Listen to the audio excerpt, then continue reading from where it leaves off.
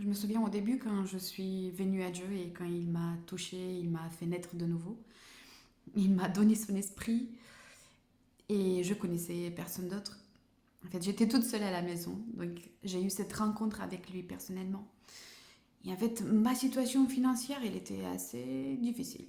Donc j'ai demandé de l'aide à ma famille et ils ont dit que ils ont peur que s'ils m'aident, je ne vais plus chercher du travail. Et alors j'ai dit à Dieu, j'ai dit Seigneur, tu m'as promis que tu vas prendre soin de moi. Tu as dit que même si ma mère et mon père m'abandonnent, tu ne vas pas m'abandonner. Et donc aujourd'hui, je décide de ne plus m'inquiéter. Pour le monde, si je m'inquiète, je ne suis pas sérieuse. Mais pour toi, si je m'inquiète, je ne suis pas sérieuse avec toi.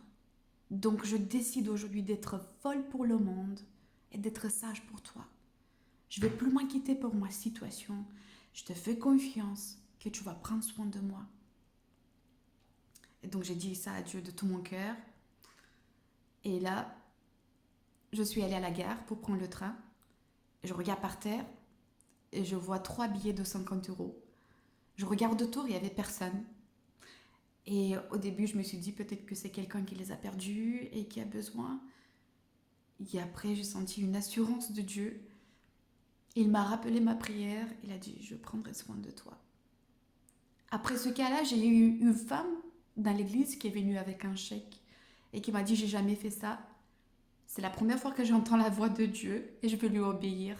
Il m'a dit de faire un chèque de 200 euros.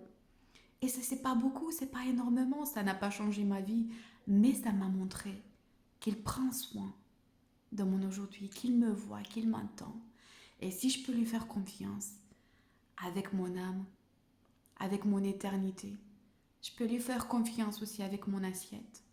Je peux lui faire confiance avec mon transport. Je peux lui faire confiance avec les autres choses dont j'ai besoin. Parce que si je lui donnais ma vie, c'est lui qui va pourvoir. Parce que c'est son plan. Fais-lui confiance, il va prendre soin de toi. S'il prend soin de tout ce monde, il va prendre encore plus soin de toi parce qu'il t'aime. S'il est mort sur la croix pour toi, s'il a donné sa vie, la Bible dit qu'encore plus il va nous donner d'autres choses. N'aie pas peur, sois courageux. Ne choisis pas la peur. Choisis de lui faire confiance. Et si c'est de la folie pour le monde, choisis d'être sage pour Dieu. Sois dans la joie. Parce que Dieu te voit, il te connaît et il t'aime.